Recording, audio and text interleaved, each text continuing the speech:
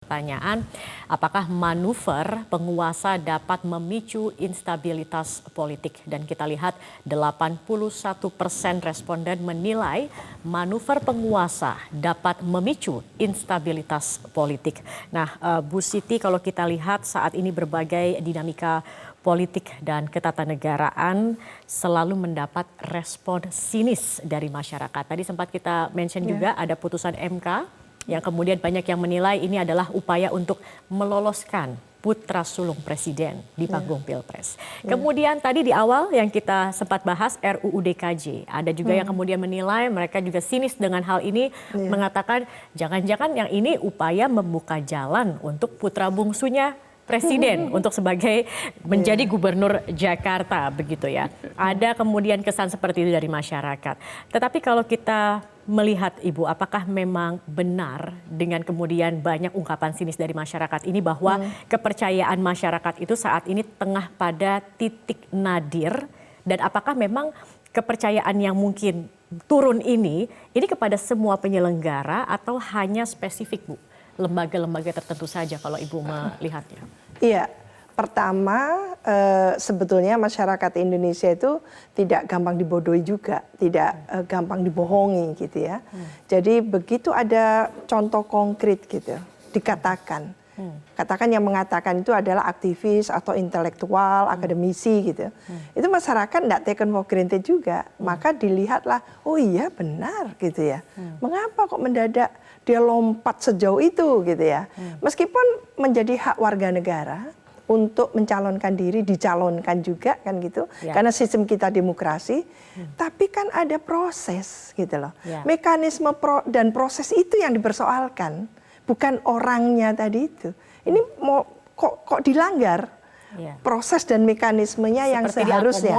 Iya, kok lompat segitu tingginya kan gitu. Lah ini yang antara lain elit kita tidak mampu memberikan satu teladan, contoh konkret yang baik dalam konteks demokrasi yang seharusnya itu transparan dan akuntabel, bisa dipertanggungjawabkan. Jadi tidak bisa hanya ngeles-ngeles gitu ya, tanyakan rakyat, itu tidak bisa. Jadi rakyat sudah menilai gitu kan. Maka ini yang akhirnya tidak hanya lembaga yang disebut DPR tidak dipercaya, partai politik kurang dipercaya, lalu eksekutifnya ikut tidak dipercaya kan gitu. Lantas masyarakat ini mau percaya ke siapa? Warga negara ini percaya kepada siapa? Jangan lupa sistem kita masih demokrasi loh.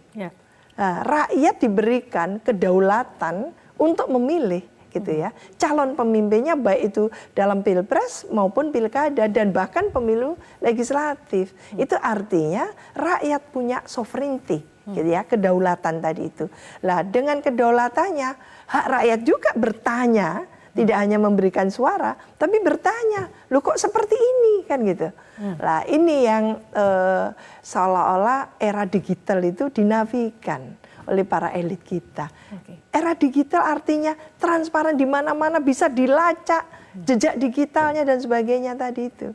Nah ini yang juga menurut saya yang memprihatinkan, karena kita ini kan harus berkompetisi dengan ASEAN, dengan Asia Pasifik. Mana daya saing kita? Katanya risau dengan daya saing kita yang tidak pernah firm, mantap di ASEAN maupun di Asia Pasifik dan bahkan internasional. Kenapa? Karena kepastian hukumnya nggak ada.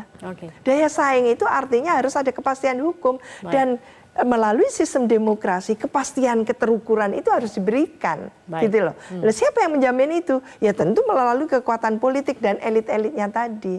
Lah ini yang tidak terjadi. Maka kita mundur, gitu ya. Dalam keadaan yang semuanya mundur, kita menjalankan pemilu yang mudah-mudahan sampai akhir kita mampu melakukan itu. Lah ini yang sangat mengkhawatirkan, dan menurut saya ini wake up call bagi warga negara seluruh Indonesia gitu ya, bahkan yang berdiaspora, bahwa negara ini sedang sangat tidak baik-baik saja. Kita memang sedang tidak baik-baik saja negara kita, demokrasi kita saat ini. Baik. Jelajahi cara baru mendapatkan informasi. Download Metro TV Extend sekarang.